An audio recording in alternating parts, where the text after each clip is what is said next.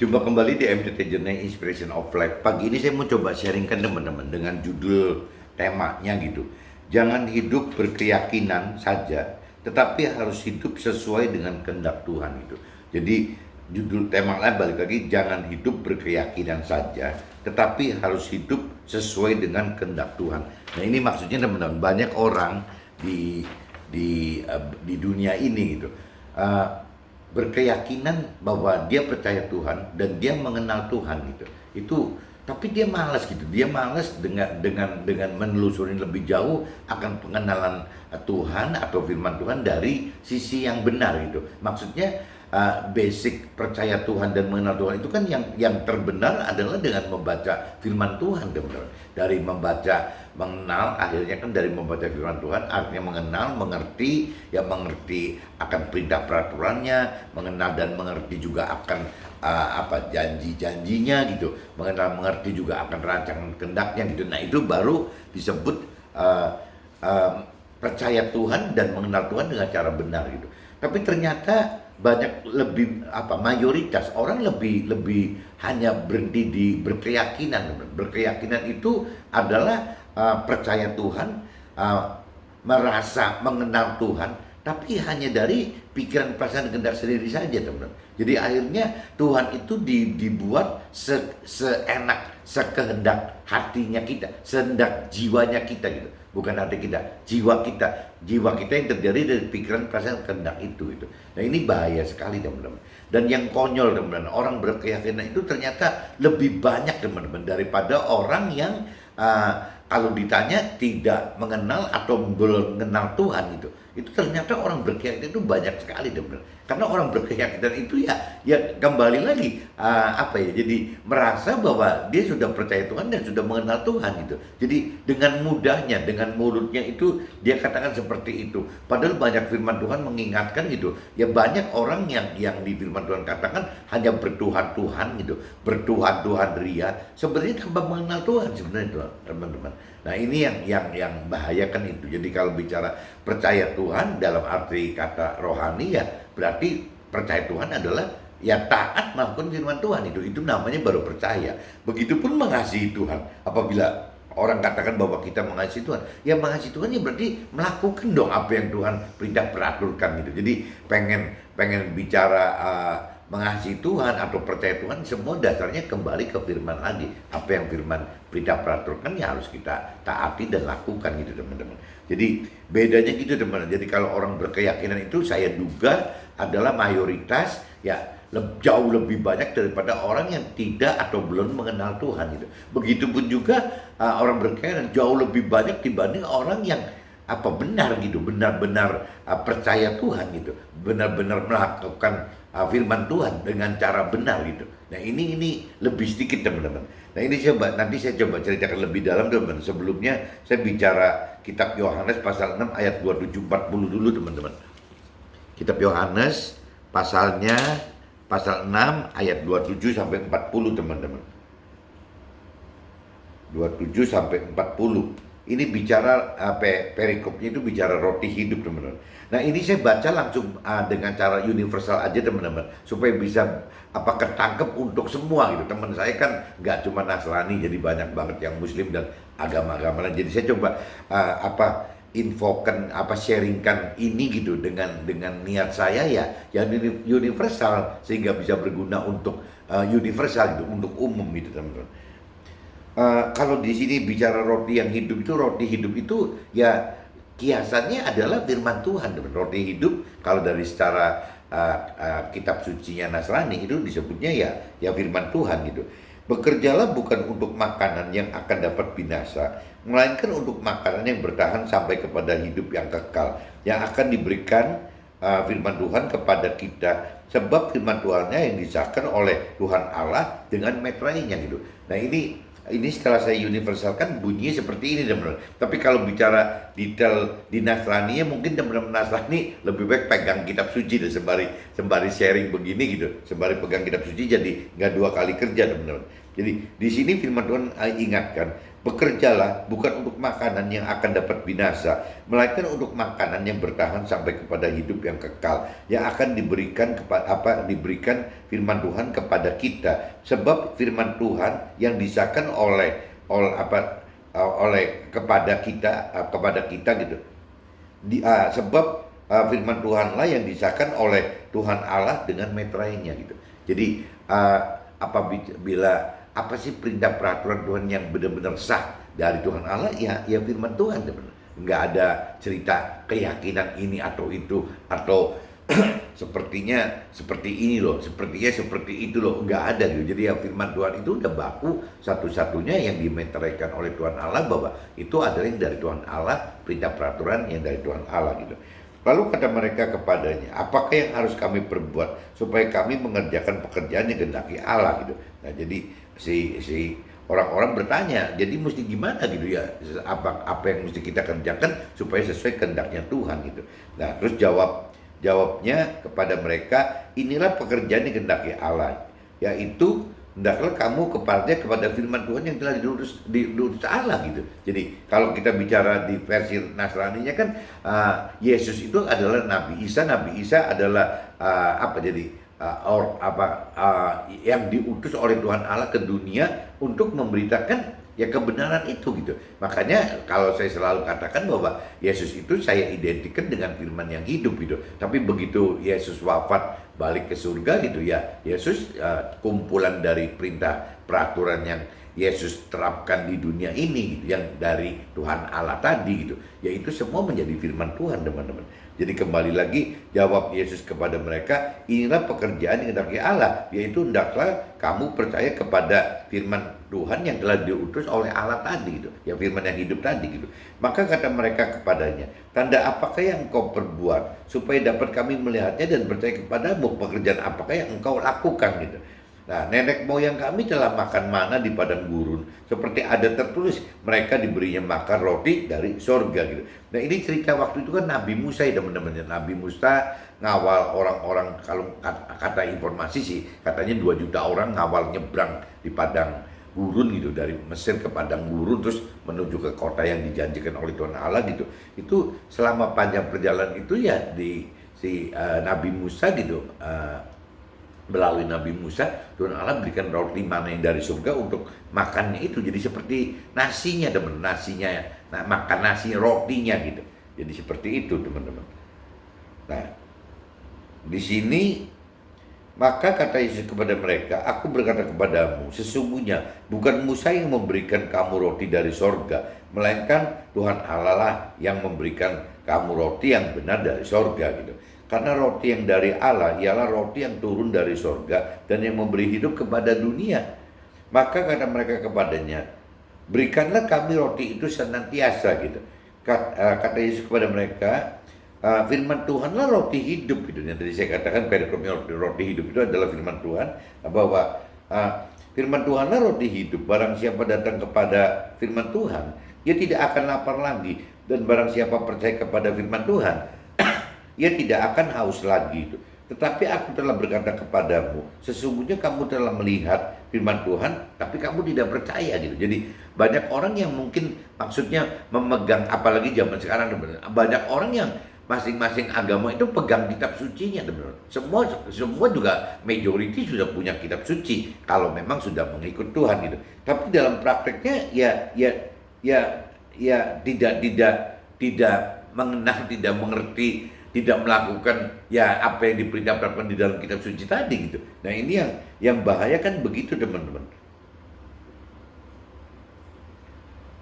Nah, tetapi aku berkata kepadamu, sesungguhnya pun kamu telah melihat, ya kamu tidak percaya. Jadi udah melihat firman Tuhan pun kamu tidak percaya.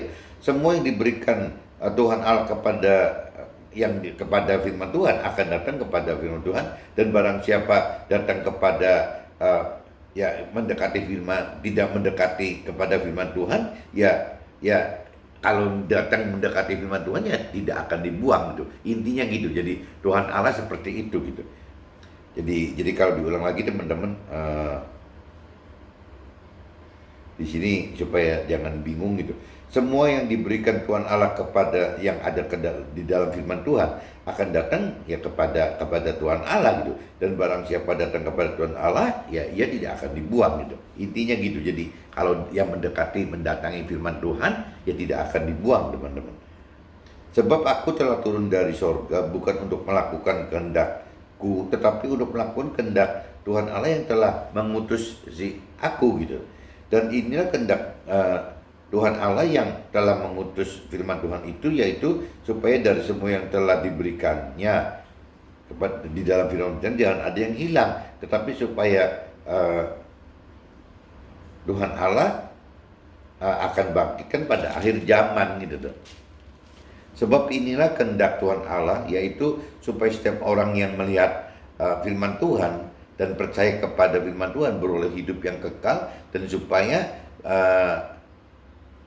Tuhan Allah membangkitkannya pada akhir zaman gitu. Jadi di kitab Yohanes 6 teman-teman pasal 27 sampai 40 isinya seperti ini, roti hidup berarti cerita firman Tuhan, dan ya balik lagi teman-teman. Jadi bagaimana caranya kita berani kita mau mengenal akan firman Tuhan, kita mampu mengerti gitu akan firman Tuhan, dan kita berani melakukan firman Tuhan teman. Jadi kunci yang sering saya sharingkan itu ada dua gitu. Bagaimana kita harus mengenal firman Tuhan, dan bagaimana kita harus menghidupkan roh Tuhan itu, supaya apa yang Tuhan Allah inginkan, kehendaki dan rancang bisa terjadi dalam hidup kita. Nah ini sebelum masuk ke draft, saya coba cross check teman-teman dengan kitab Kejadian, cerita Nabi Nuh teman-teman. Kitab Kejadian pasal 6 ayatnya 9 sampai 22 teman-teman. Kitab Kejadian teman-teman, pasal 6 ayatnya 9 sampai 22. Perikopnya judulnya riwayat Nuh, riwayat Nabi Nuh gitu. Inilah riwayat Nuh. Nuh adalah seorang yang benar dan tidak bercela di antara orang-orang sezamannya. Dan Nuh itu hidup bergaul dengan Allah. Jadi Nuh itu orang benar dan bergaul dengan Allah gitu. Nuh memperanakan 3 orang laki-laki, Sem, Ham, dan Yafet. Adapun bumi telah rusak di hadapan Allah dan penuh dengan kekerasan gitu. Allah menilik bumi itu sungguhlah rusak benar, sebab semua manusia menjalankan hidup yang rusak di bumi. Berfirmanlah Allah kepada Nuh, aku telah memutuskan untuk mengakhiri hidup segala makhluk, sebab bumi ini telah penuh dengan kekerasan oleh mereka gitu. Jadi aku akan memusnahkan mereka bersama-sama dengan bumi. Buatlah bagimu sebuah bahtera dari kayu gofir. Bahtera itu harus kau buat berpetak-petak dan harus kau tutup dengan pakal dari luar dan dari dalam gitu. Beginilah engkau harus membuat bahtera itu, 300 hasta panjangnya, 50 hasta lebarnya, dan 30 hasta tingginya gitu. Buatlah atap pada bahtera itu dan selesaikanlah bahtera itu sampai sehasta dari atas gitu. Dan pasanglah pintunya pada lambungnya. Buatlah bahtera itu bertingkat bawah, tengah, dan atas, jadi 3 susun teman-teman. Sebab sesungguhnya aku akan mendatangkan air bah meliputi bumi itu, meliputi bumi untuk memusnahkan segala yang hidup dan bernyawa di kolong langit gitu. Segala yang ada di bumi akan mati binasa.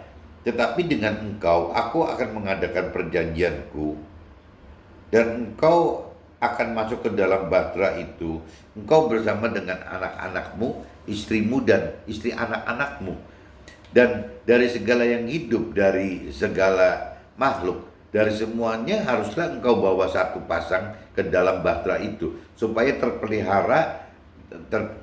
terpelihara hidupnya bersama-sama dengan engkau, jantan betina harus kau bawa gitu. Jadi sepasang teman-temannya. Dari segala jenis burung, dari segala jenis hewan, dari segala jenis binatang melata dan melata di muka bumi. Dari semuanya itu harus datang satu pasang kepadamu supaya terpelihara hidupnya gitu. Dan engkau bawalah bagimu segala apa yang dapat dimakan, kumpulkanlah itu padamu untuk menjadi makanan bagimu dan bagi mereka gitu. Nah, lalu Nuh melakukan semuanya itu tepat seperti perintahkan Allah kepadanya, demikianlah dilakukannya. Ini kalau saya sharing dengan beberapa teman muslim saya, teman-teman, cerita Nabi Nuh ini juga sama, teman-teman. Ada cerita Nabi Nuh juga gitu. Jadi banyak sekali persamaan antara apa Alkitab dan Al-Quran gitu. Jadi versi Nasrani dan Rohani.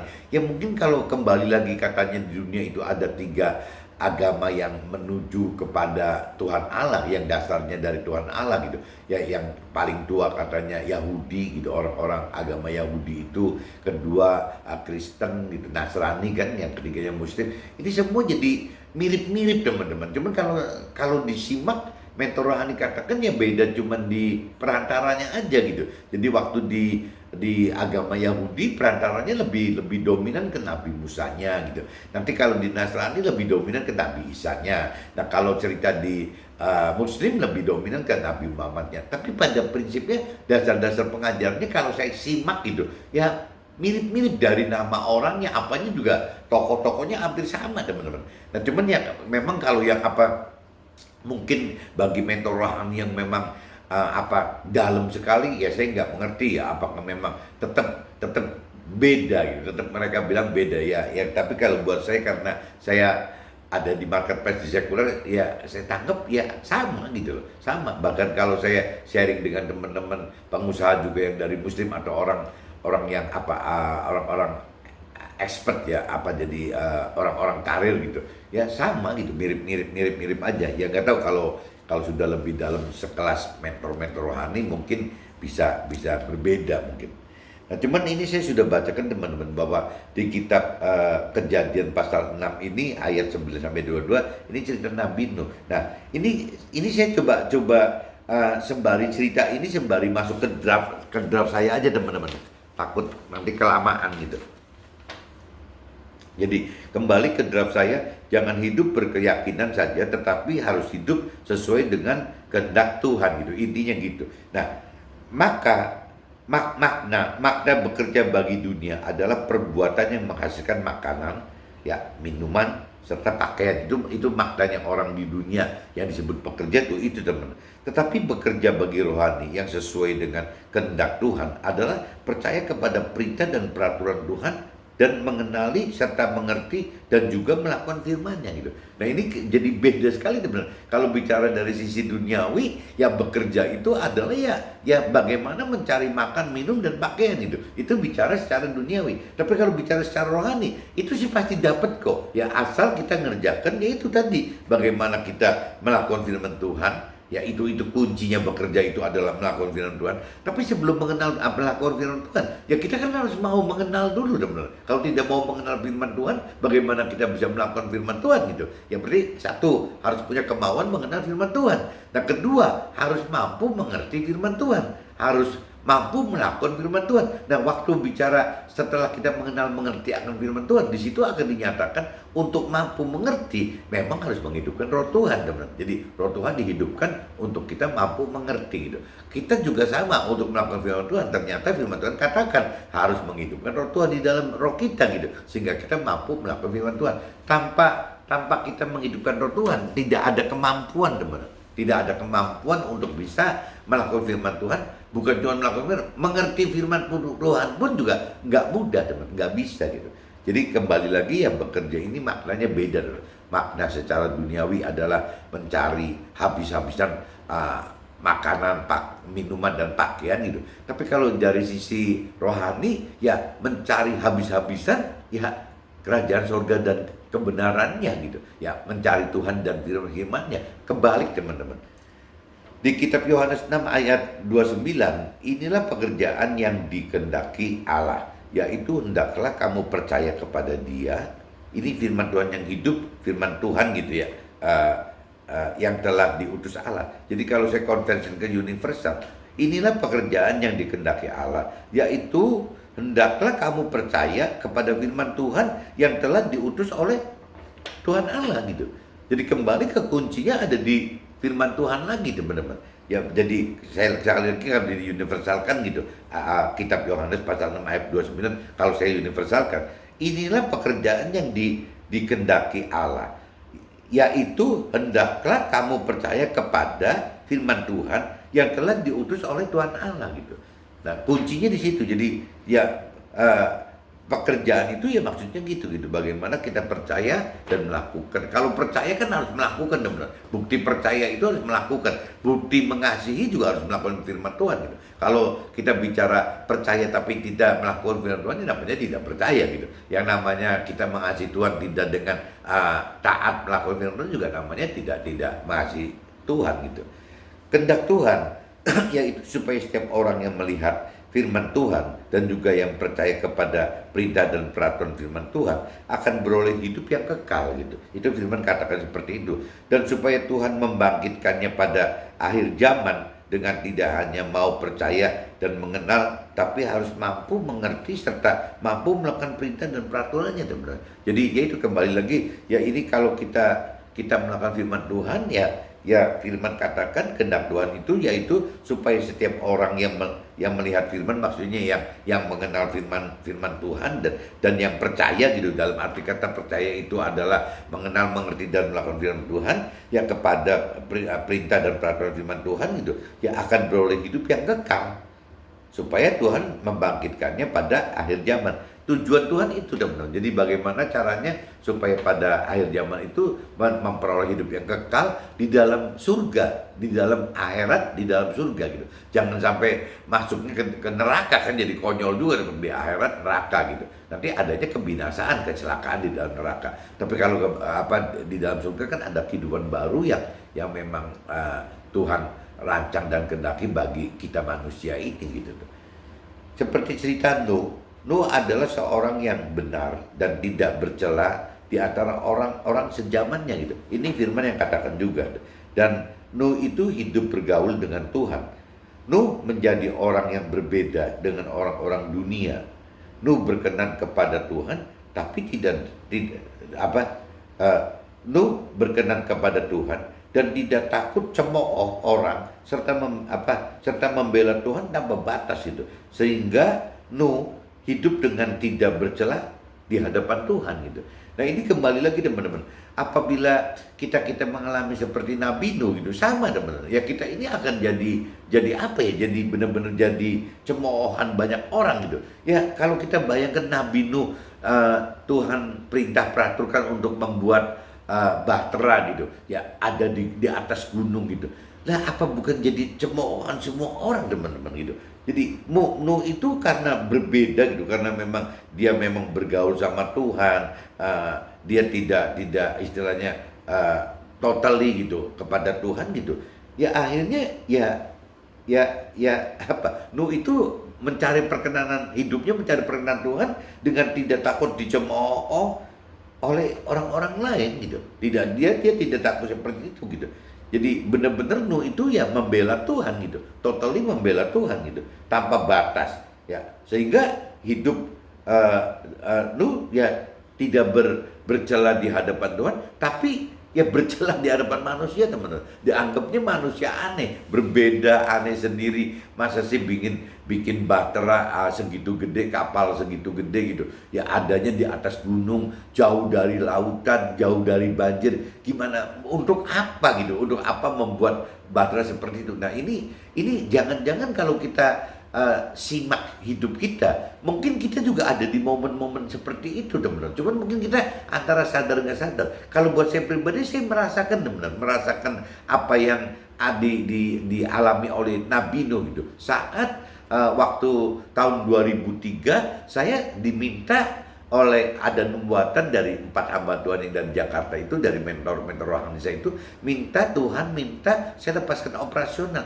Itu dalam kondisi perusahaannya sudah Tuhan buat running well loh ya, dari tahun 2000, dari sebelum 2000 berkembang, 2000 kena krismon, 98 kena krismon tepatnya, 2021 mengalami mujizat penghapusan ya bank penyadaran perbankan nasional itu ya, pemutihan utang-utang gitu dari pemerintah. Berarti maju lagi dari tahun 2001 sampai 2003, sudah lagi majunya dengan jumlah karyawan hampir 1.500-an lah kurang lebih gitu. Ya, tahu-tahu ada nubuatan dari orang yang sama, dari orang-orang yang sama, dari 4 hamba Tuhan tadi gitu, yang bernubuat tahun 2000-an gitu, datang kembali 2003, nubuatnya bicaranya Tuhan ingin saya lepaskan operasional. Nah, kalau saya berusaha untuk percaya Tuhan, saya mencoba untuk berkenan di hadapan Tuhan dengan cara ya berarti nggak melepaskan itu gitu. Nubuatannya katakan seperti itu gitu. Jadi nggak beda sama Nabi Nuh, teman. Nabi Nuh juga alamin seperti itu kan gitu. Ya di dalam hatinya gitu, Nabi Nuh itu diminta oleh Tuhan untuk bisa melepaskan itu. Dan saya juga sama. Ya ada 4 orang hamba Tuhan datang mengucapkan seperti itu. Masa saya nggak percaya 4-4 yang ngomong seperti itu gitu. Nah, dan juga sudah pernah terbuktikan waktu kendala krisis moneter itu tahun 2000, mereka berempat datang dan bernubuat bahwa Tuhan akan bayarin semua gitu hutang-hutang yang jadi kendala saya gitu. Nah, caranya membayar ya dengan nyata ada program BPPN tadi, teman-teman. Badan Penyiaran Perbankan Nasional dari pemerintah itu, karena Krismon itu banyak usaha yang mati gitu, yang tidak bisa bergerak karena Krismon. Pemerintah anggap itu bukan salahnya si pengusaha gitu, bukan salahnya perusahaan, akhirnya diputihkan oleh pemerintah, teman-teman. Nah, saya dapat kebagian jatah itu, tapi itu kan secara logika, secara akal sehat kan pemerintah mengeluarkan program pemutihan untuk membantu perusahaan-perusahaan di Indonesia gitu, majority yang dianggap benar lah gitu, itu dibantu. Itu kan secara dunia gitu. Tapi kalau secara rohani, loh saya kan udah dapat dulu sebelum BPPN tahun 2020 2001 gitu. Saya udah dapat nubuat tahun 2000 kok, bahwa Tuhan tahun depan akan beresin pemutihan utang-utang saya gitu. Meskipun tidak tahu nanti yang beresin utangnya siapa. Ya cuman 4 hamba Tuhan itu katakan ya cuman Tuhan yang akan membayar semua gitu utang-utang saya. Nah, tapi kalau secara duniawi ternyata ada paket BPPN tadi, teman-teman. Tapi kalau di pengertian saya yang bukan urusan pemerintahnya, yang saya ya dan amini adalah nubuatan tahun 2000-nya, karena belum terjadi 2001 itu kan belum terjadi pemutihannya, tapi 2000 nubuatannya sudah saya terima gitu. Nah, dengan orang yang sama jumlahnya 4 orang gitu, yang sudah bukti nyata bahwa memang mujizat itu terjadi tahun 2001, lah mereka datang lagi 2003. Bagaimana saya tidak percaya, teman? Ya saya tetap harus percaya gitu, karena ngalamin tahun 2001 itu. Nah, ini mujizat itu gunanya untuk itu, teman-teman. Jadi kalau 2001 saya tidak mendapatkan mujizat, rasanya 2003 juga saya nggak berani gitu ya melepaskan operasional. Nah, hasilnya apa gitu? Ya setelah melepas operasional, ya hasilnya sampai ini aja, teman-teman. Jadi akhirnya saya mau lebih giat mengenal firman Tuhan, saya mau lebih habis-habisan untuk mengerti firman Tuhan, untuk mampu mengerti firman Tuhan. Dan saya juga berjuang mati-matian untuk berani melakukan firman Tuhan. Meskipun waktu saya lakukan itu tidak jauh seperti yang Nabi Nuh alami gitu. Pasti ada cemooh, pasti ada tindasan, pasti ada segala macam. Nah, ini setatnya kita melakukan firman Tuhan, ya firman Tuhan katakan ya setatnya kita berani menderita gitu, menderita di dunia ini untuk mendapatkan keselamatan akhirat. Kalau prinsipnya firman Tuhan kan seperti itu, teman. Jadi di dunia itu kan kalaupun kita menderita, kenapa nggak berani? Itu cuma 70-80 tahun. Firman katakan seperti itu gitu. Sedangkan kalau kita mendapatkan keselamatan akhirat, itu kan tidak ada batas, teman-teman. Ya nggak ada batas berapa tahunnya gitu. Ya yang saya sering katakan, apakah 10 kalinya 80 tahun gitu, lebih. Ya 100 kalinya 80 tahun, lebih juga. Ya 1000 kalinya 80 lebih juga. Karena kekal itu kan nggak ada batas, teman-teman. Jadi ya Tuhan selalu ingatkan bahwa Tuhan pengen kita mendapatkan keselamatan akhirat yang kekal, yang tidak ada batasnya, dibanding cuman apa sih gitu ya kita ribut kesuksesan duniawi gitu. Apa sukses duniawi berarti berupa kita hartanya berlimpah, tahtanya tinggi, penghormatan, ada nafsu-nafsu dunia terjadi, orang menyembah kita semua. Tapi kan sifatnya di dunia, teman-teman. Batasnya itu ya 70-80 tahun. Dan paling kalau di kitab Kejadian, teman-teman, di kitab Kejadian dalam katanya umur manusia ya maksimal cuma 120 tahun gitu. Jadi kalaupun misalnya di kitab katakan umur 70-80 tahun gitu, ya atau taruhlah 120 tahun. Ya kalau kita banding dengan kekal itu kan nggak ada apa-apanya. Itu teman-teman. Jadi pola pikir rohani itu seperti itu teman-teman. Berbeda gitu. Nah cuman yang jelas kalau waktu kita berani melakukan firman Tuhan, ya biasanya begitu. Ya ada cemoohan, ada tindasan, bahkan bisa terjadi di keluarga kita sendiri. Ya suami bisa ditindas oleh istrinya, istri bisa ditindas oleh suaminya gitu. Bisa juga suami istri tindas anaknya. Ya ini ceritanya ya orang serumah itu teman-teman yang akan ngeributin kita awalnya gitu. Banyak orang baik berkeyakinan jika ingin berbuat benar sesuai kehendak Tuhan dengan pikiran dan perasaan serta kehendak jiwa sendiri saja. Nah ini cerita orang yang berkeyakinan teman. Orang baik itu umumnya berkeyakinan. Orang berkeyakinan itu ya prinsipnya gitu. Yang percaya Tuhan dari pikiran perasaan kehendak sendiri, mengenal firman Tuhan dari pikiran perasaan kehendak sendiri, bukan dari firman Tuhan gitu, bukan dari roh Tuhan. Nah ini yang bahaya teman-teman. Yang tadi saya katakan orang yang berkeyakinan itu mungkin mayoritas gitu dibanding orang yang belum atau tidak mengenal Tuhan, tidak atau belum mengenal Tuhan, atau orang yang memang benar bukan baik loh, tapi benar melakukan firman Tuhan teman-teman. Rasanya kelompok orang berkeyakinan itu yang majority, yang lebih banyak gitu loh. Jadi ini yang jangan kita hati-hati, jangan masuk ke dalam kelompok yang berkeyakinan itu teman-teman. Konsekuensi takutnya jadi sepertinya merasa percaya Tuhan dan mengenal Tuhan, tapi ujungnya masuk neraka teman-teman. Karena apa? Karena tidak melakukan firman Tuhan gitu. Kalau orang yang tidak melakukan firman Tuhan kan berarti akan masuk neraka. Orang tidak melakukan firman Tuhan karena tidak mengenal dan tidak mengerti akan firman Tuhan gitu. Bagaimana dia bisa melakukan firman Tuhan? Nah ini orang berkeyakinan itu konsekuensinya, resikonya itu sangat besar teman-teman. Makanya jangan sampai kita kejebak ke dalam orang-orang yang berkeyakinan teman-teman. Keyakinan akan Tuhan tanpa kenal dan mampu mengerti serta tanpa berani melakukan firman Tuhan, ya juga tanpa bergaul dengan Tuhan, ya seperti yang tadi Nabi Nuh tadi bergaul bagus dengan Tuhan, dengan hidupkan roh Tuhan. Jadi maksudnya bergaul dengan Tuhan itu menghidupkan roh Tuhan gitu. Bagaimana kita menghidupkan roh Tuhan di dalam kita. Kalau kita sekarang udah lebih gampang teman-teman, karena ada firman mengatakan gitu ya, bahwa setelah Nabi Isa wafat, setelah Yesus wafat gitu, meninggal di kayu salib, itu Tuhan Allah itu mengirim Roh Kudus, Roh Tuhan gitu. Ya kalau di Islamnya mungkin nur, di agama lain saya nggak ngerti, ke dalam semua manusia teman-teman. Berarti selain kita harus mengenal mengerti akan firman Tuhan gitu, kita juga harus menghidupkan Roh Tuhan di dalam kita. Waktu kita sudah mengenal mengerti firman Tuhan dan menghidupkan Roh Tuhan, ya kita jadi akhirnya mampu melakukan firman Tuhan. Nah itu yang Tuhan harapkan seperti itu teman-teman. Jadi kita butuh firman Tuhan gitu, kedalaman mengenal mengerti akan firman Tuhan, tapi juga kita butuh menghidupkan ya dengan bergaul gitu, bergaul dengan roh Tuhan gitu yang ada di dalam kita, Roh Kudus atau nur tadi gitu, ya dihidupkan lah gitu. Nah setelah itu ya akhirnya apa? Jadi ini kalau maka kita tidak akan pernah kalau kita tidak maksudnya kalau kita tidak menghidupkan firman Tuhan dan tidak menghidupkan roh Tuhan di dalam kita, ya kita tidak pernah berkenan dan tidak pernah akan mengasihi Tuhan dengan cara yang benar teman-teman. Jadi kembali lagi ya kuncinya gitu teman-teman. Jadi hati-hati jangan sampai kita masuk dalam kelompok orang yang berkeyakinan yang saya bilang majority itu gitu. Karena kalau dibanding dengan orang yang tidak atau belum mengenal Tuhan, itu orang berkeyakinan jauh lebih banyak teman-teman.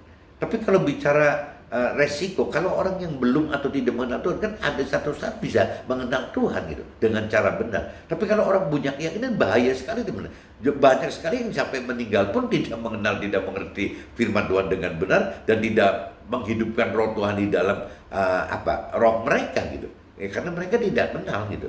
Tapi dia secara pikiran perasaan kehendaknya merasa kenal gitu. Nah ini orang keyakinan bahaya gitu. Nah sebaliknya orang yang berani seperti Nabi Nuh itu juga nggak banyak teman. Itu minoritas lagi.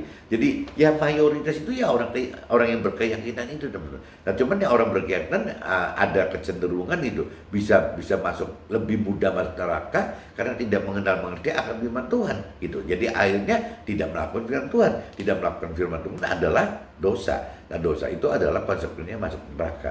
Oke teman-teman, mudah-mudahan pagi ini sharingnya bisa tertangkap gitu cerita Nabi Nuh ini. Dan jangan takut teman-teman untuk kalau jika kita ditindas, dicemooh oleh orang-orang di sekitar kita. Oke teman-teman, see you, bye-bye.